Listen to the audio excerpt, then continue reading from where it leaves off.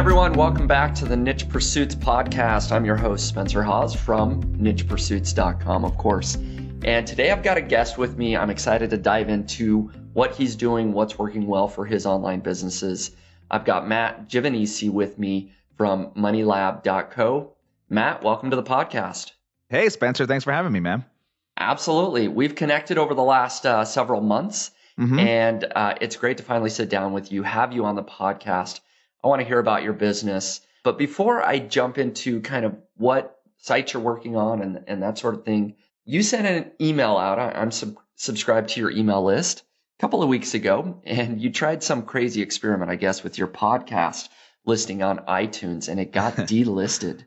Yeah. So what happened, and what's the latest with the podcast? So, yeah, I definitely got delisted. So here's what happened. There used to be a hack. We'll call it a hack, where on iTunes, you can, add a very long title for your podcast and a very long author, right? So an author, a section. Right. And in those two pieces, if you add the names of other podcasts or the names of other celebrities, because the iTunes search algorithm is so, I'll say, like, archaic, right? That you could just rank for things that would be impossible otherwise. So, for example, you could say, I could have the title was something like the Money Lab podcast. It's like the Tim Ferriss show, but better. And so anyone searching for the Tim Ferriss show in iTunes, I would come up in those search results on day one, right. As soon as you add it. And that's just, iTunes, did not really focusing too much on their algorithm and their search results. So we've had success with this at other podcasts that I've been a part of and that I've done. And so, I've always, I wanted to do it for Money Lab, but Money Lab, I don't want to come off, swarmy, douchey, scammy in any way. And so I really didn't want to do it because I just knew it would sound pretty bad. But then my buddy Andrew was like, he had an idea to craft a sentence, so a tagline of our show, of the podcast, that just happened to incorporate very popular podcast titles. So, for example, Startup is a very popular show on iTunes. It's also just a normal word that would make sense in, my title. So it was, and I can actually, I'll pull it up because I'm actually really proud of the sentence that we created. I thought that what we did was, again, like the idea was there. And so I wrote, the title of the podcast was, and I changed it to this, by the way. So the title was Money Lab, a masterclass in online business stuff you should know about and other stuff to blow your mind, AKA your hidden brain. Now, in that sentence, masterclass is a podcast. Business stuff is a podcast. Stuff you should know about is a podcast. Yep. Other stuff to blow your mind is a podcast. Hidden Brain is a popular podcast. And then the author was moneylab.co. Welcome to the Planet Money Lab startup. Learn how I built this serial podcast on the rise. It's a breath of fresh air to lure you into becoming more like Oprah or Tim Ferriss. Also, my favorite murder criminal is Ted Bundyville, WTF. That's genius. So, first I thought the author was funny because it's like Planet Money, startup, how I built this, serial, rise, fresh air, Oprah, Tim Ferriss. And then at the end, I just wanted to divulge into like nonsense. So my favorite murder criminal is Ted Bundyville. And so my favorite murder is a podcast, criminal is a podcast, Ted is a podcast, Bundyville is a podcast, and WTF is a podcast. Wow. So you really packed it in there. I really packed it in there, but it reads like a sentence, a little bizarre sentence. I thought it was really clever and funny. And so I took that and this is kind of the dumb move that I did. I bragged. I went on Twitter and I said, this is how you write a podcast title. This is sort of, kind of tongue in cheek, but, and then somebody on Twitter was like, hey, Blueberry, which is like a podcasting app, is seeing that Apple has been delisting podcasts that have this kind of title stuffing thing. And I looked for it. I went through Apple's, terms of service for adding podcasts to their platform, and there was nothing in writing that said that I couldn't do this, that they frowned upon it. Like nothing. And so I reached out to Blueberry and I was like, give me an example, because I was just assuming that they're just delisting like really spammy podcasts, like, podcasts that don't really have good content, and they're also doing this. Right. So I was just kind of like, well, I actually have a good podcast and I'm being funny. So, maybe that, they're not targeting people like me or podcasts like mine. So, they said, oh, we see a bunch of people, blah, blah, blah. And they responded back to me, Blueberry, the company, and actually tweeted at Apple Podcast. So they looped Apple Podcast into our conversation with my thing, which they didn't have to do. And I don't know why they did it. And I was really angry. And like within a day, I was delisted on iTunes. Somebody saw it and somebody made the decision. Get rid of the podcast. This guy's trying to game our system. And so, screw him. So it got delisted, and I was checking on it. I was, since it's a kind of a new show, I've been looking to see where we're ranking and stuff, and I just noticed it was gone, because they don't tell you they delist. They didn't get an email that said this is delisted. I just searched for it, and it was completely gone. And then I went into iTunes Connect, and it was rejected. So ouch, that hurts, man. So I ended up finding an email address for Apple, for specifically their podcast department. Emailed them, and just said, hey, why was I delisted? Could you just kind of help me? Be not very nice. Like, what's going on? And they said, oh, you had extraneous information in your podcast title and author. And I said, oh, okay, no problem. I just removed it. Can I perhaps get back on? And they said, yeah, let's take a look. And about a week later, they put it back up. So we're back. We're back on iTunes. Good now. news. Yes. You're back. Yes. Excellent. So that's the long story on how I got delisted. Lesson learned. At least you tried, I guess, right? It could have been a lot worse. You could have been delisted like forever. Yeah, permanently, right. So it's good to hear that you're back. I hadn't heard that yet for sure. So welcome back. Thank you. So this podcast isn't all about your podcast per se, but I know you have some things going on. So why don't you share? I know you're doing a marketing burst here this month, I think. Kind of tell us what's going on there to promote your podcast, what you're doing, and what's working. Yeah, so I have a experiment that I'm running on moneylab.co where we started a podcast probably 6 months ago, the Money Lab podcast, and we have had success with this in the past. So what we're trying to do is recreate the success that we had, 4 years ago. So 4 years ago, I started a podcast called Listen Money Matters with my friend Andrew, and we had that running for about 8 months. We were probably getting 200 downloads an episode.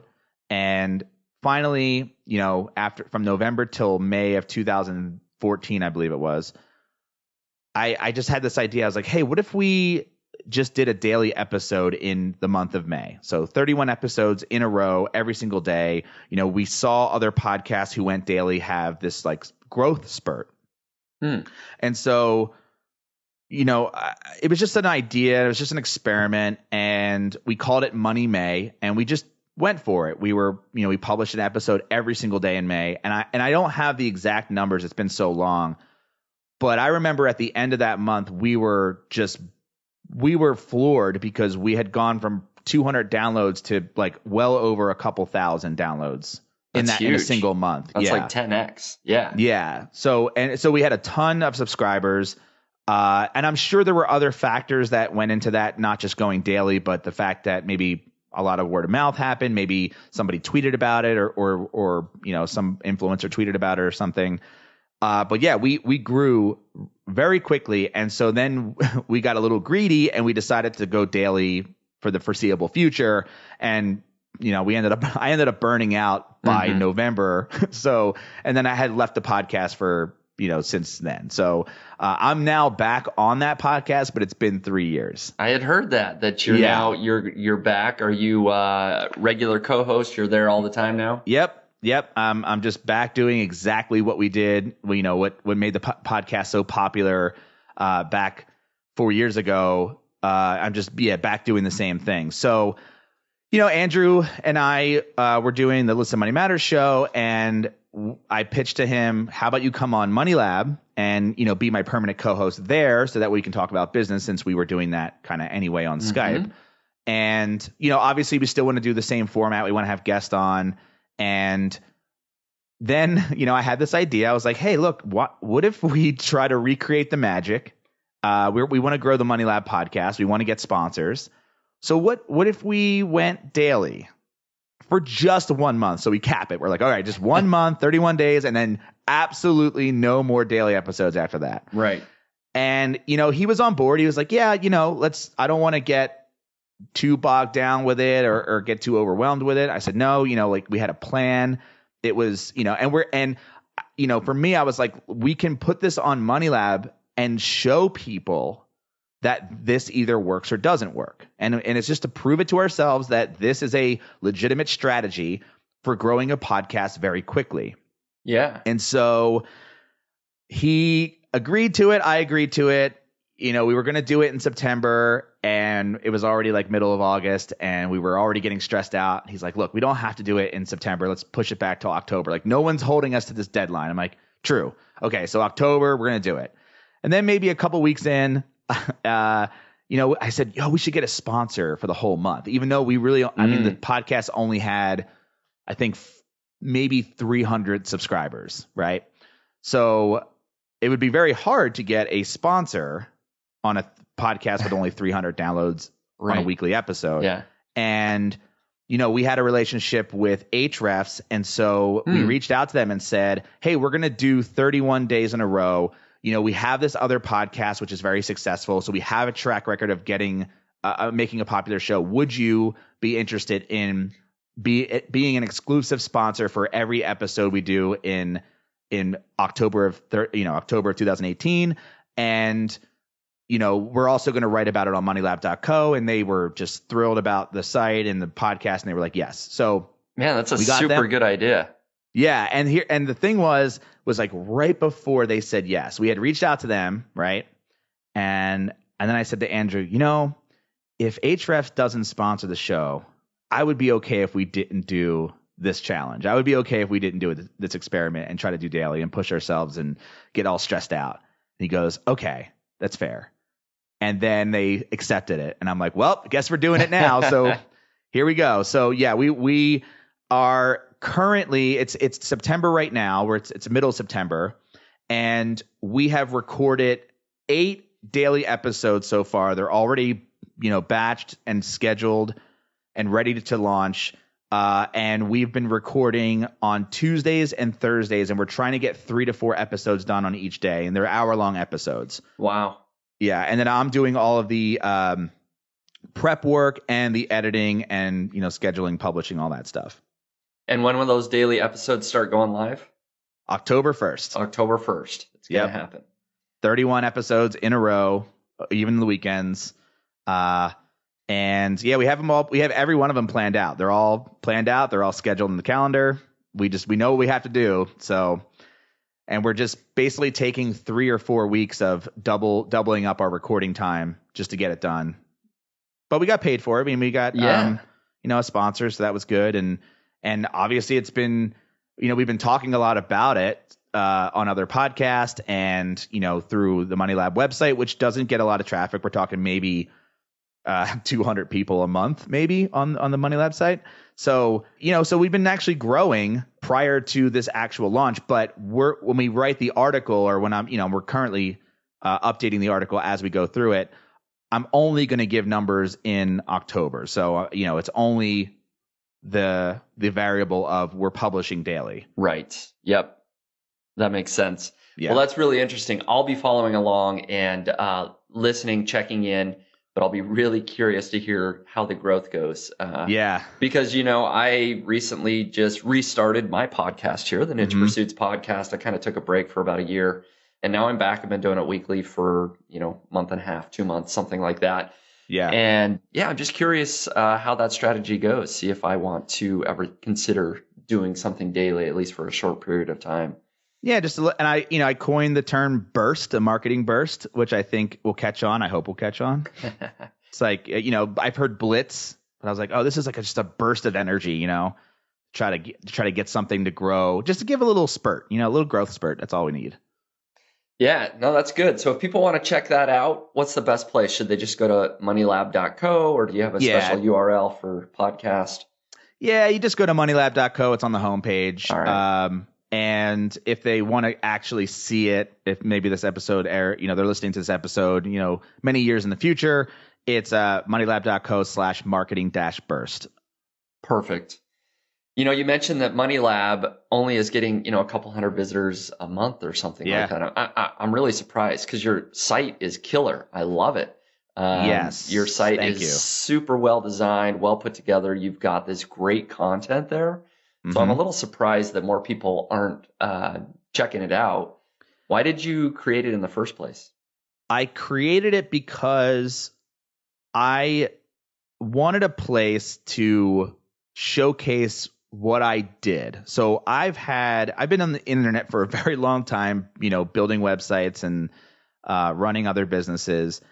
And I feel like people knew me in the space, like just people like you and like other people in the space like would know who I was, but I didn't have a platform to showcase that, hey, I'm the guy behind Swim University, or I'm the guy, who did this and all these other things. And so I was actually convinced to start it by Jason Zook. You know who Jason Zook is? I don't think so. He had a brand called I Wear Your Shirt. And he sold his last name twice, or he auctioned off his last name twice. So he was JasonHeadsets.com for a while, and then Jason Surfer app for 2 years. So nice. Yeah, so I had talked to him on Skype, and he was like, you should really start some sort of like personal brand. And obviously, like, my name isn't exactly good for branding because it's such it's a very Sicilian last name, and very hard to spell and say, as you're well aware. So I decided to create Money Lab, which was supposed to be a podcast, actually, that Andrew and I were going to do a few years ago. And then we tried to do it. It didn't really work out content-wise, but I held on to the name and the domain. Okay. And so when the time came to like finally pull the trigger on doing a personal brand, I said, I would like to use the Money Lab brand to kind of host that. And so the idea for that was, I am such a scatterbrained. Well, I'm not scatterbrained. I like doing projects, and I like doing them, and I get very excited about them, and I'm very good at accomplishing things in a very short period of time, like doing these like huge like spurts of energy. Right. But then I get burned out pretty quickly, or I just lose interest. And that's kind of my nature. I've always been that way. And so I wanted to develop a content-based site that allowed me to explore those urges, allowed me to, have a wacky idea to do something and have a platform to showcase that. So, for example, I've wanted to do a rap album for so long. I mean, I've done multiple rap albums in my life, but they've only of my friends have ever heard them. Like, I do them for friends, and that's pretty much as far as it goes. So this time around, I was like, I want to do a rap album, but there's really no reason for me to. It would be totally a hobby. But with Money Lab, I can turn it into a challenge and talk about it publicly, and then maybe put an entrepreneur spin on it, or put a business spin on it, which is what I did. And then I gave myself a very unrealistic deadline, which is normally my modus operandi. And I was able to do a rap album in 30 days, 12 songs, fully. I did all the music, I did all the writing for the most part, everything, the CD cover design, the landing page, just the whole thing. And I published it on Money Lab. It was just a place I could do that. But it was after 30 days, like, I was done, and I move on to the next thing, and I get to have those ebbs and flows that I normally go through. But that's why I created it, so that I could just like explore those urges, I guess. Right. I think that's common with entrepreneurs, is almost the shiny object syndrome, right? You get excited about something, but here you're actually fulfilling that, right? I'm harnessing the challenge. Yes. Yep. And harnessing that excitement and finishing the project and then documenting it here on Money Lab. I really like it. How did the rap album go in terms of, did you make a few sales? Yes, I did. I made some sales. but ultimately I think I'm labeled it. I have multiple labels.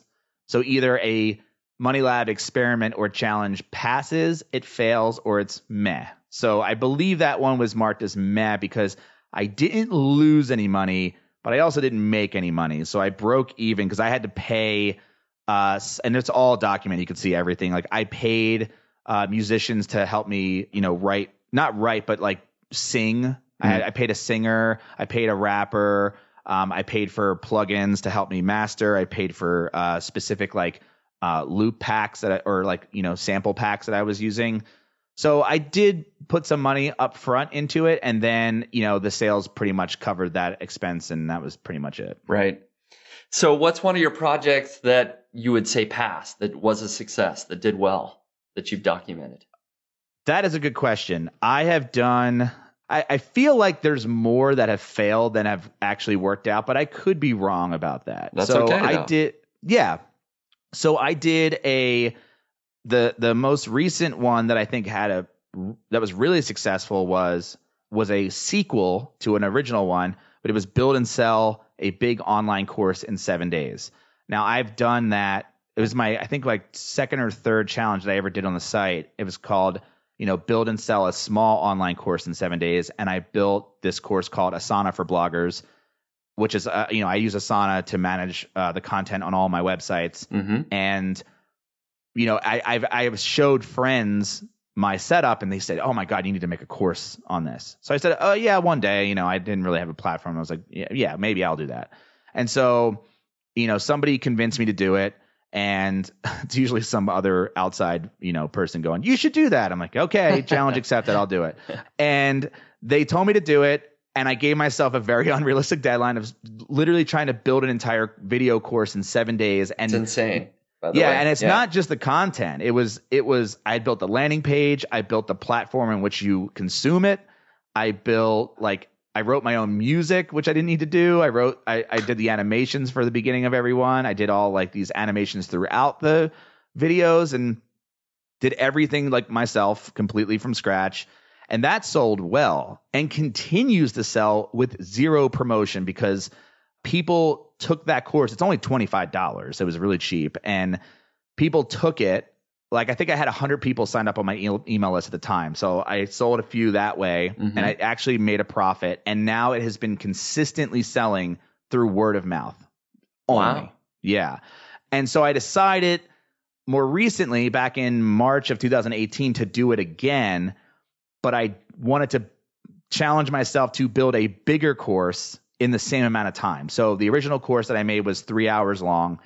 This new course was 7 hours long, and it's about SEO, and I did it in 7 days again. So there was a lot more work involved. So that one did super well because, at that point I had a decent sized list of about 1,200 people, and they saw me build it. They knew I was good at SEO because I talk about it a lot in my newsletter. And I think I made $4,000 from that. And now that I have the podcast and I promote it on the podcast, it sells consistently every month. So that's awesome. I don't get a lot of traffic to Money Lab, but I have a loyal fan base. And what's really interesting about Money Lab is and I've heard this anecdotally that my content is shared in a lot of private Slack groups because it's very inside baseball. It's very high level and it's a little vulgar too. So it's not everyone's cup of tea, but apparently high level entrepreneurs love it and they share it with their teams. And, if they're part of a mastermind or whatever, that's where it gets shared the most. And it doesn't make I have no SEO juice whatsoever on the site. So it's really word of mouth. So yeah, it doesn't get a lot of traffic, but the traffic that I do get converts into email subscribers at a high rate. Right. And I think that's a valuable lesson, is that email lists really are super valuable. Yeah. Once you've got that list, you can be launching your courses. Now that you've got the podcast, you can refer them to your courses and take advantage of that audience that you built. And so I think people should check it out, moneylab.co. There's a lot of great content. You can see all the projects that you're working on or have worked on in the past. I think it's great. I do want to talk about some of the other sites and one site in particular that you've built and what's working well there. So is it safe to say that Swim University is your largest online business right now? Yes, 100%. Okay. So why don't you tell listeners about Swim University? When did you start it? And we can dive into how it's doing after that. Yeah, I technically started it in 2004. At least I had the idea, and I bought the domain name, and then procrastinated it for 2 years, lost the domain name, had to rebuy it back. Eventually built it in 2006, completely custom. Like I learned HTML and CSS, and I didn't know PHP, and I was using Dreamweaver, and I was creating individual HTML pages. So like every page was a separate thing. Every article was a separate HTML file. And then I still didn't, I knew about WordPress. Like I was very familiar with it, but I was like, nah, I'm building this myself. I'm going to do it. And I built my own content management system because I ended up learning PHP because I wanted to build my own content management system. I did that. And I built like this accounting program in there. This like really basic accounting program so I could keep track of like my affiliate sales. And it was, I mean, I'm proud that I did it, but it was so stupid. Like I was basically building WordPress and I had to do that and write content for the site. And I eventually moved it over to WordPress 100%. So it is a WordPress site, and I worked on it, kind of on the side because I've been in the pool industry my whole life since I was 13. So I know the content. I know how to take care of a swimming pool like with my eyes closed. And I took my website design skills and built the website and had the knowledge, so wrote the articles. And the first few years was just really, I saw some growth, but I was not a good writer.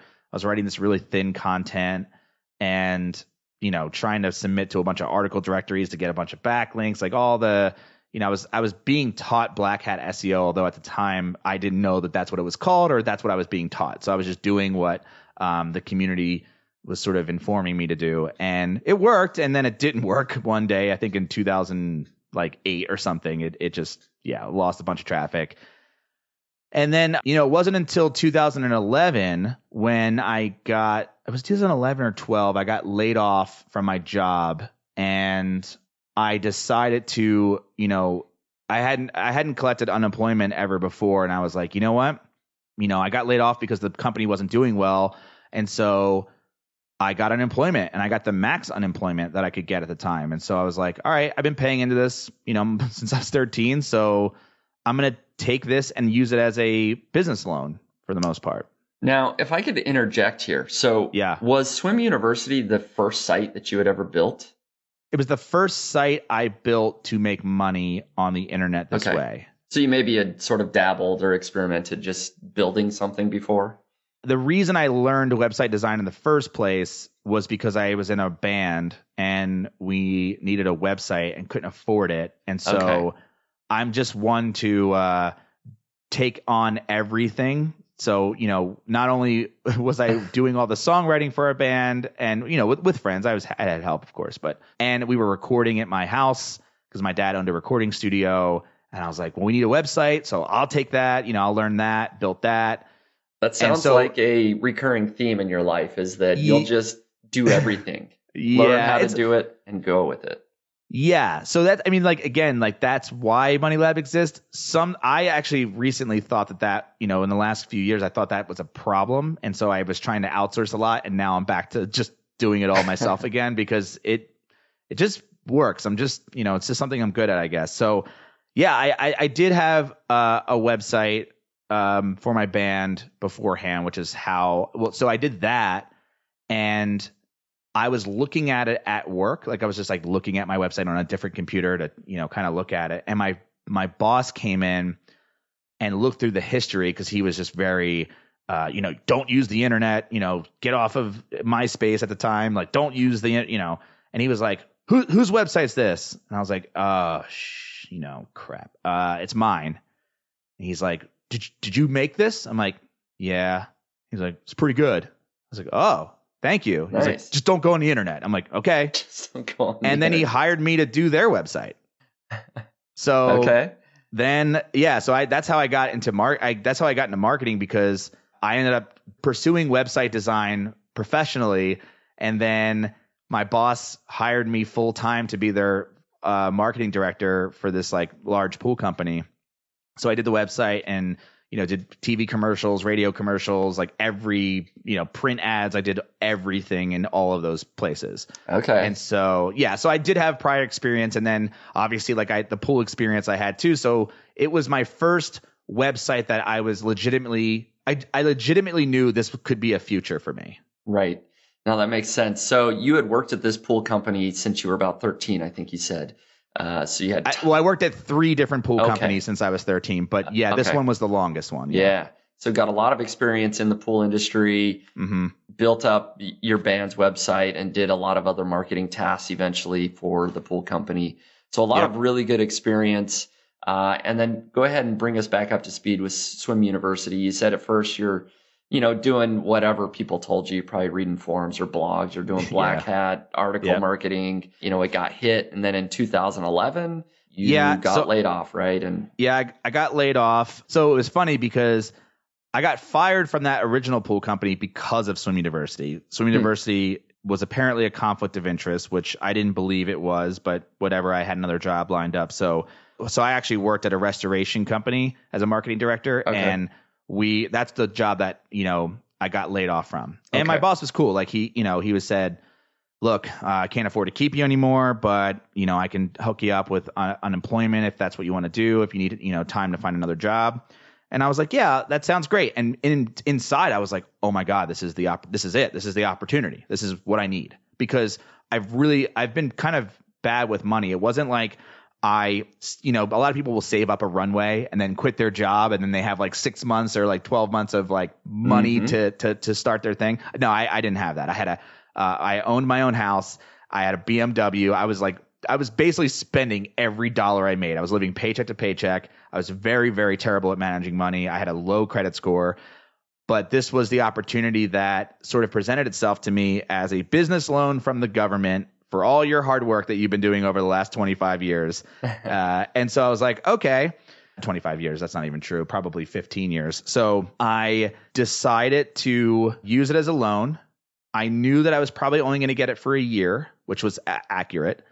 And I ended up renting my house out, my condo, because it's like, well, if I'm going to be on unemployment and I'm going to bootstrap, I can't have these high expenses every month. Putting all your money towards just your rent and your car. Yeah. Right? Not only was it irresponsible for me personally, but I also didn't want to come off to my friends as a freeloader. Sure. Because they would just, what are you doing all day? I'm like, I'm working. What are you working on? It's like a website. Like, ugh, get a job. That's what my brain thinks that way. But so I rented my condo out and I moved in with my younger brother. It was between my younger brother and my parents.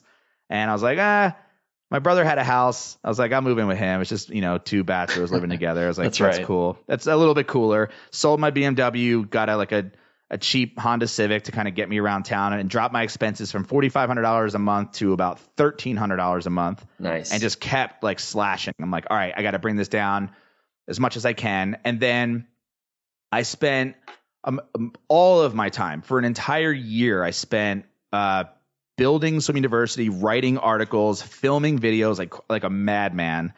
And on top of that, just to stay afloat and to give me a little bit of extra cushion, I was also just taking on website design clients to sort of like, flesh out my income. Right. And it took me a year. I think in a year and a half, I think I got up to about $40,000 a year from Swim University, and that was through affiliate products. And I think I had one book at the time. I had one digital product, which was, I think, $19, and a couple of sponsorship opportunities that I sold directly, like, banner ads on the sidebar and stuff. So this is by around 2013, something like that. Yes. That's yep. Because then at the same time, I was like, I'd gotten a little burned out from Swim University because that's kind of my nature. And I was like, all right, well, let's see what else is out there. And, Andrew came along and he's like, hey, I got this Listen Money Matters thing. Like, I'll help you with Swim University. You help me with the design stuff at Listen Money Matters. We'll be a team. And that was great. So, yeah, I hooked up with him, did the podcast with him, helped him build Listen Money Matters up. He helped me monetize Swim University a lot better. And I got burned out in the podcast and then ended up, having to focus again on Swim University because that was what was really paying the bills. Yep. And then after I left the podcast, for the last, 3 or 4 years, it's been a bunch of like projects in and out, but mostly Swim University has been like just consistently growing each year. And, I was able to eventually hire out writers to help me sort of flesh out the content and grow it just a little bit faster than what I was able to do or even wanted to do at that rate. So yeah, it is now a 6-figure full-time business. If I canceled all my other projects, I wouldn't lose a dime because none of them make nearly as much money as Swim University, if any money. So yeah, it is the bread and butter for me and has been for the last 4 years straight. Well, that's awesome. That's great. And I love that people can check it out. They can go to swimuniversity.com. They can see exactly what you're promoting and the articles that you're writing and sort of use it as an example in a different industry that they might be going into for how they can build their sites as well. So you say it's a 6-figure business. Roughly, what is it doing a month if you're comfortable sharing that? Right now in 2018, and I have concrete numbers up until August because we're recording this mid-September, it has done $244,819. Okay. In so far in 2018. Last year in 2017, it did $229,000. So it's significantly. Wow.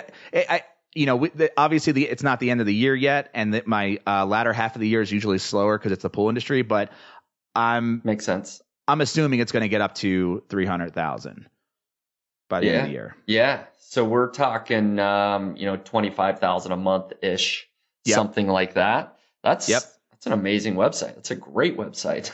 Yeah. And the traffic for that. So again, so far in 2018, there's been 3.9 million visitors, unique visitors.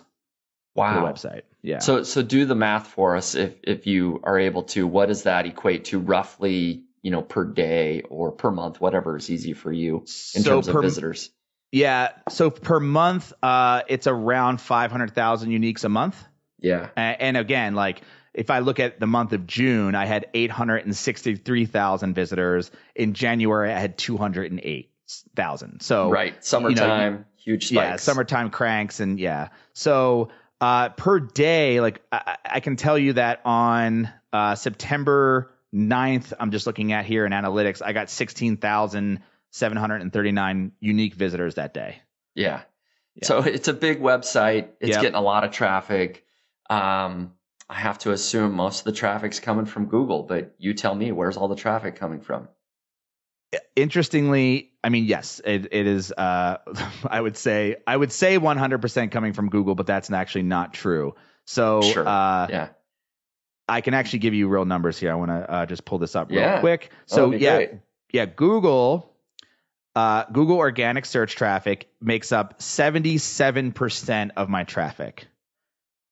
Direct, which we know is, I assume for my business, it's probably through my email list, which is about 50,000 subscribers. Okay, that accounts for 8%, and then my third largest traffic source above Bing is Pinterest. Pinterest, yes, nice. And that is I focused on Pinterest a couple of years ago, and really haven't touched Pinterest since.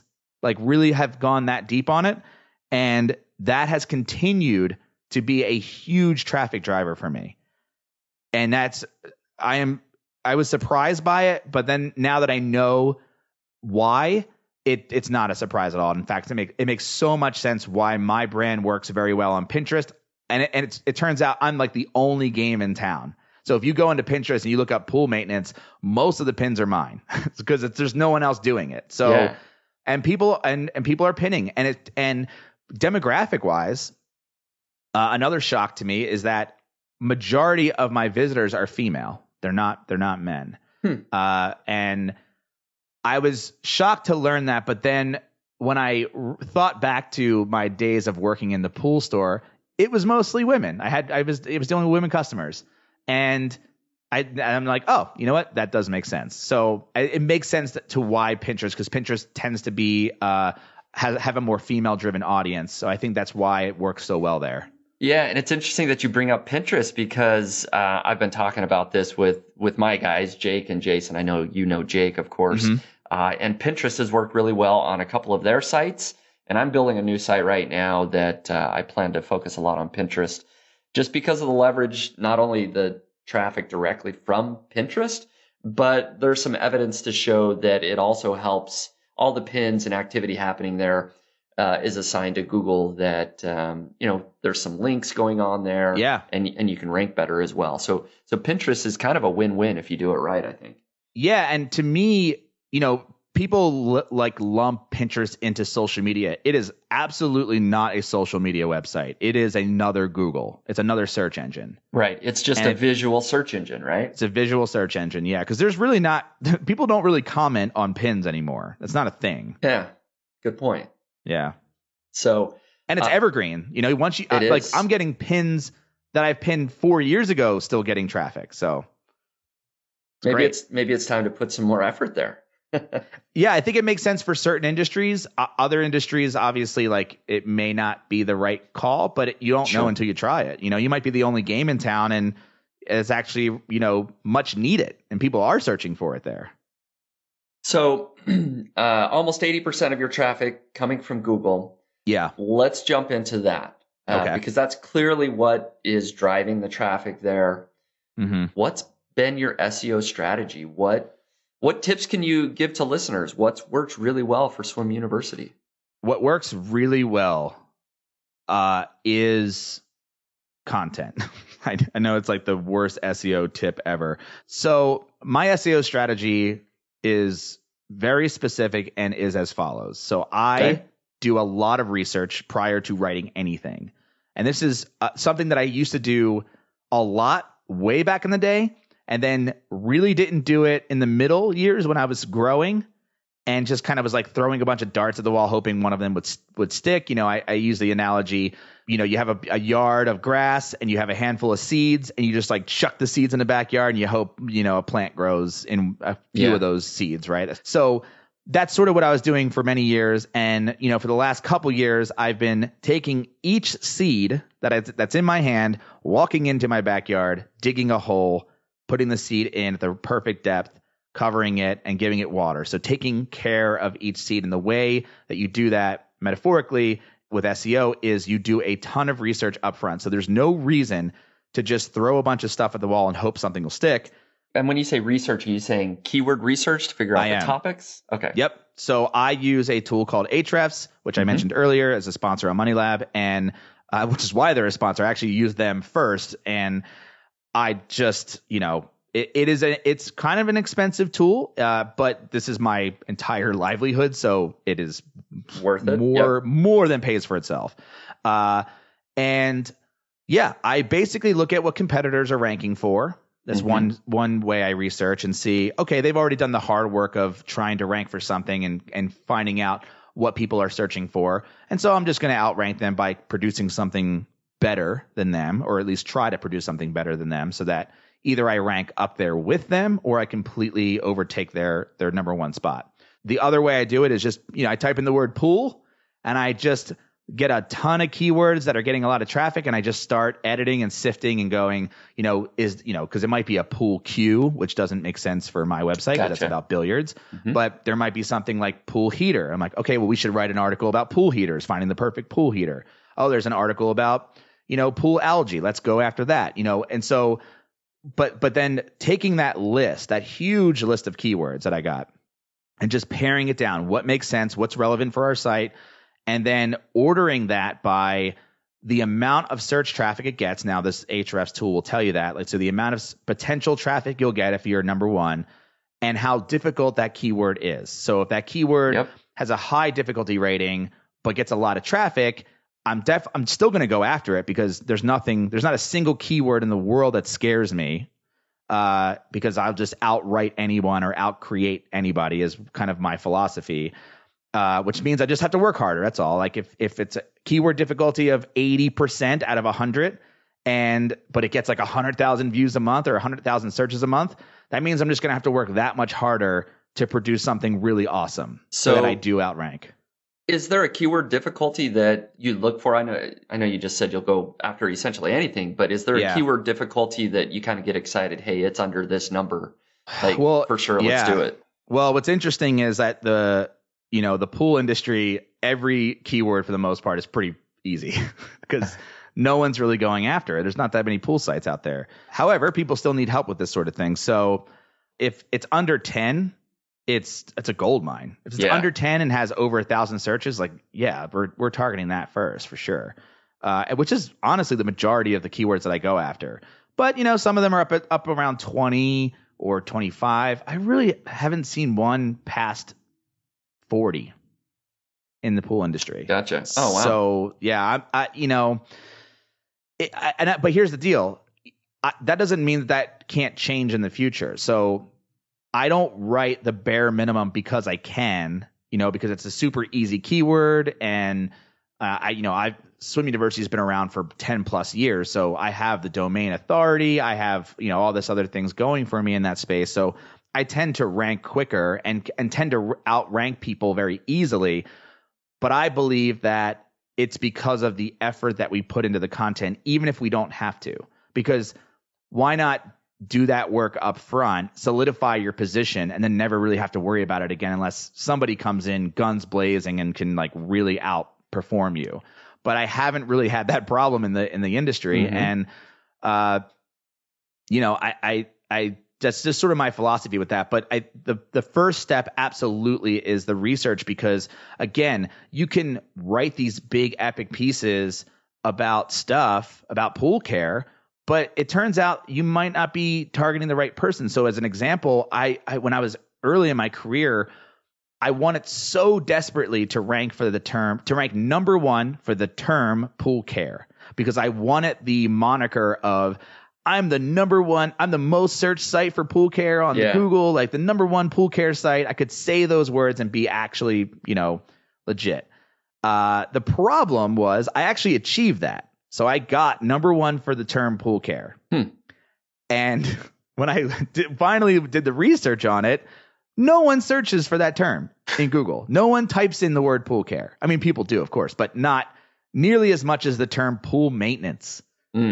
So here I am targeting this keyword and going after this keyword and working my ass off to get there, and no one's there searching for it. So you tend to, that's the thing. Like, you can throw a bunch of seeds out there, but why not carefully plant each seed so that each seed has an opportunity to really make a significant impact in your business? Yeah. It can grow into a tree. You're giving it the time and attention and the, careful, methodic planning on where it should go, where the best soil is, where the most sunlight is. Like, all of these, this is a metaphor basically for, doing your research prior to creating anything. There's no sense, especially if you're, now I'm not saying that you shouldn't do that for any site, but for me, I run a, authority site. They call it a niche site, obviously, a affiliate site, sites that the traffic matters. The more traffic I have to the more relevant content I have, the more people are clicking my affiliate links and buying those products. I'm getting a commission. The more they're buying my digital products, the more they're, I can sell advertising to, a sponsor. The name of the game is volume and relevant volume. And in order to do that, you kind of have to meet people where they are, meet your customers where they are. And they're on Google searching for the word pool heater. Well, then you got to make a kick-ass pool heater post that ranks number one. Yep. Even if that's doesn't make sense as the first post to write on your website. I concur. I love the strategy. So beyond content, you do your research, you write this really in-depth article, and we can come back to some of the tips there as well. But yeah, beyond content, like, are you doing a lot of link building? Is there other things that you're doing? I do zero link building. It is okay. That's what I suspected. Yeah, but I wanted to ask for sure. I'm a little against it now. I'm not saying that I wasn't against it. I used to do it exclusively for so long, but Yeah. I come from this school of thought where I'd rather put, there's that school of thought of like the 80-20 principle of putting 20% of your time into content and then 80% of your time promoting it, right? Or getting it out there. Mm-hmm. And to me, one, it's hard to promote content in the pool industry because one, you post an article about, your pool's green. Who's going to share that with their friends? Because then their friends are going to know that their pool's green. It's going to go viral. viral. Right? It's like, who wants media. that? Yeah. So that doesn't make sense. There's not a lot of competition. There's not a lot of pool websites out there that are internet savvy enough to link with you, right? Mm-hmm. So it's not like the entrepreneur space where you write an awesome article about SEO and everyone's going to want to link to it, and everyone knows how to put a link on their own website. So when you do email them, it makes sense. Mm-hmm. So, and I did all these things. It was an uphill battle, and then I came to the school of thought of, well, if I just make something that awesome, just that cool, that great, and it ranks number one in Google because Google's smarter than backlink. Backlinks used to be, hey, this website over here voted for you, and they're really big, so that vote counts way more than this tiny little website over here that gave you a link. And so I'm just going to collect all these votes, like a politician, and then eventually rank number one. But Google has gotten so smart, and they're doing machine learning and all of this like crazy technology that they don't need other websites telling them what sites are good anymore. So I started this is like a little bit of a tangent, but no, please do. The reason I'm in this school of thought currently was I had it, I had this theory, so I decided to test it with another site where I have zero backlinks, never tried once, and brand new domain, brand new website, and I'm ranking number one for terms that are getting like 6,000 searches a month. And yeah, it's a super niche site, but it's literally zero backlinks in an Ahrefs and just focusing on content. And Google's like, yeah, this is good, man. Yeah, number one. This is a really interesting discussion, and I've talked about it a little bit on the podcast previously. But I've done the same thing. I have a niche site that I built a couple of years ago and still growing. That I have done zero link building, absolutely zero. Yep. Just produced content. I've written lots of articles, and it's not like it's huge, but it's making, $1,700 a month. Yeah. All I do is crank out content. It's doing its thing. I don't have to promote it. It's great. And another sort of thought here is I recently posted in my Facebook group, I'm doing this big niche site project where I'm building a brand new niche site, and I'm going to sort of publicly document it on Niche Pursuits. And so I was asking people in the Facebook group, hey, here's what I've done so far. Do you have any additional questions that you want me to answer about my plans going forward? Right. And the number one question that several people ask is, what's your link building strategy? What are you doing to build links? And it actually is starting to upset me a little bit because I've talked so much about how important keyword research and content is, and they want to skip all that and go right to link building. That's all people want to know about. An answer to that question is my link building strategy is creating great content so that I rank number one in Google, and then anyone who's researching that topic will link to me because I'm number one in Google. It's so true. Right? Yep. That's my link building strategy, which is rank first and then the links will come later, because you get on this vicious cycle of anybody who's doing an article about pool algae on their own small little pool website is going to Google the term pool algae and see me and go, oh, this guy did it. And so like he might write an article or she might write an article on their website and it says, hey, this line from Swim University, and he talks about this and it links to me, and I get backlinks. Right. It just happens naturally. And what perpetuates that, I think, is, even tools like Ahrefs, they use a lot of their like ranking and difficulty algorithms because of backlinks. Like that's their main, that's their biggest weight when it comes to like what they're going to use as a metric for all their other metrics. Right. So it's still there. And the argument of, and I'll take this too. Now, what if that same website that you built and the website that I built, what if we did both? What if we were building backlinks and writing content? Would we have more at the same rate? Would our website be better? I don't know the answer to that. I don't know the answer either. And at what and almost cost, impossible right? to test, right? How do you test that? How do you test it, and how do you value whether it was really worth all that effort and energy that you might have to put into the link building and the promotion? Right. And maybe people, link building sucks. I don't know about you, but I don't like emailing people begging for a backlink. Look, you're in this business. If you get somebody asking you for a backlink, you're probably just archiving that email or deleting it. I don't even look at it. Oh, yeah, absolutely. And it's like, what do you think everyone else does? You think people sit there and go like, oh, well, hold on a second. This guy's got a good point. Maybe I should link to this person's website. Maybe I should take time out of my schedule, go into an old post and put this person's link in there because he had the gall to email. No one thinks that. No one does that. Everyone's out for themselves. So I just think that particular method is a fool's errand, if you ask me. It's an interesting thought that you have here that almost that Google is not valuing links as much anymore is sort of the argument you're making here, that they understand how valuable the content is. Links and a lot of these link strategies maybe aren't going to work for very much longer. Is that kind of what you're getting at? That is, that's exactly what I'm getting at. And the thing is they don't need this anymore. The technology has surpassed, like before, backlinks were absolutely a heavyweight metric because that's how, Google used. Look, the more data that Google has, the more they can determine the relevancy of a single post. And we didn't have machine learning back in the day. Google didn't have these massive amounts of like servers like containing all this data. What they had was the ability to crawl the entire internet and start collecting that data. And one of those data points was a backlink. And so that was their one metric to say, okay, well, hey, if everyone's linking to this one post, then it must be good. Now they have other factors. They have Facebook factor, which is, hey, everyone's sharing this post. I wonder if it's probably pretty good. And then there's so many more social networks. There's so many more ways to link, the ways to mention articles.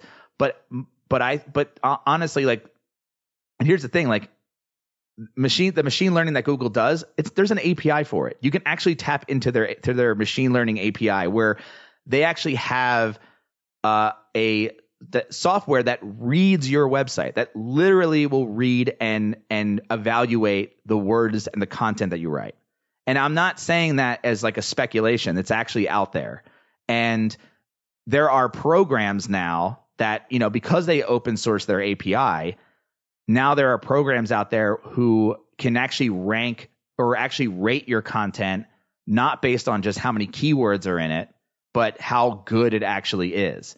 And I read a couple of articles about this idea that Google can now profile a website. And remember, were any of your websites affected on August 1st of 2018? I know about that update. Yeah. Not very much. My own sites. I did see a little dip on one of my sites, but nothing significant. Yeah. So it primarily targeted, health websites, like Livestrong. Dropped a significant amount of organic search traffic, and it targeted personal finance sites as well. And there's a speculation as to why, but there apparently now Google can profile a website and decide, what is this website about, and is this content good and relevant and valuable? Because at the end of the day, you are supposed to, as an SEO, you're supposed to write for human beings. You're supposed to write for your target customer, and so that they can read it, and you're not really writing for search engines. However, there is a way to balance or bridge that gap, because what makes Google happy is they're going to reward you if it makes them happy. And what makes them happy is relevant search results. So if someone types in pool algae, and the only reason they would type that in is because they probably have algae in their swimming pool, and they serve up my piece of content first, and someone clicks it and then they stay there because they know that because of analytics. And they also probably know that because they didn't come back to Google. Take all these factors in play. Well, then Google did their job. They served up a relevant piece of content that answered this person's question. And so that's Google's entire business model, right? Yep. They can't really sell ads if no one's using Google. And no one's going to use Google if every time they Google something, they get, piss poor results. So to produce this great content that you're talking about, are there any particular tools that you're using or any special strategies that, maybe go beyond just writing the longest article on the subject? Yeah. So I actually I try not to write the longest article on the subject because that is a strategy that, was perpetuated throughout the industry. And it's very easy for anyone to write a long article. Like that is an easy metric to say, all I have to do is write 10,000 words. Done. Well, those 10,000 words could suck and people could get through the first 1,000 words and go, oh my God, this is the most boring, crappy article ever. And it doesn't even matter how many words, So I don't do that. So what I do is I make sure I cover the topic comprehensively. I do what's called, I call it either competitor research or content research. But the idea is, once I've decided on a keyword that I'm going to target and a topic that I'm going to write about, I Google that topic and I click like probably the first 20 or 30 results, open them up in all the tabs and kind of scan through each article. And whether it's an article or a video or whatever, I scan through and I find out the major points that they're covering. So you can scan through like, headings and say, for like the coffee website, if you're doing a French press, article and, you do your research and you find out, this article is talking about the science of like why steeping your coffee for 4 minutes is better than just a drip machine. Yes, that's something I want to cover. And then, the types of coffee, the types of coffee you can use in a French press. Oh, okay. I want to cover that. And, all of this conglomerate, this mass research of all of these websites are covering different things. And you have to be, you have to have enough taste yourself as a writer to look at some stuff and go, oh, well, they didn't need to add that. I'm not going to put that in my article. That's fluff, right? But then some of it is like, ooh, that's a good topic to cover, but they did an entire article on it. I can write that article in 3 sentences because really all the information, most of the article is fluff. I can turn this into 3 sentences. And the more you do that, you cover a topic comprehensively, you remove all fluff because fluff is just a waste of people's times unless it's helping you transition into the next thought or it's helping you keep the reader's attention. But sometimes people rely way too much on that. And people look at websites, they skim. That's what they do. They skim. Yep. They look at H2 tags. They look at the headings, the subheadings, and they find what they're looking for. And if they get their answer in three or 4 sentences, they're going to like your website. Yeah. No, that's great. So you're talking, there's a difference between content depth and breadth, like you're talking about, and content length, right? Yes, it's all 100%. About getting right to the meat of the subject and the breadth of the subject that the reader may want for any given situation. So, yeah. Awesome. Any other sort of final tips before we wrap up in terms of either content or just what's working SEO wise for Swim University? Page speed. I am a little bit of a psychopath when it comes to how fast my website is. And it's, I do have the talent to write articles and film videos, and that's great. But one of my little hidden secrets is that I pay way too close attention to how fast my website is. And it's my technical competitive edge to all of my competitors. No one else is really thinking about that much. And the way I look at it specifically for Swim University is, you have a pool and that pool is probably located in your backyard, right? So you take your phone out, take your tablet out, whatever, in your backyard, which is probably the weakest point of Wi-Fi in your whole house. Yeah. And when you're out there and you have a problem with your filter and you go online to check something, Well, my website is going to load way faster than everyone else's because it's so minimal. It's incredibly aggressively cached. It's just like it just loads like almost instantly. And I do that because I assume that a majority of the people are going outside in a weak Wi-Fi area. Yeah. Now, not only that, even like that's just like, yeah, okay, cool. Like that works for the pool people, but like, why do I need to care about it for anything else? Well, we can assume that, Google is going to rank you over everyone else if your website's faster than theirs, because if you search for something and you click the first result and it takes more than a second or two to load, you're probably frustrated and you're going to click back and you're going to click something else. And that's a signal to Google that they're not serving you something that you're interested in or that you like. And so if you click and immediately get there, it's like, okay, good, page speed. And most of Google's search results are coming on mobile devices. Yep. And that's where speed matters.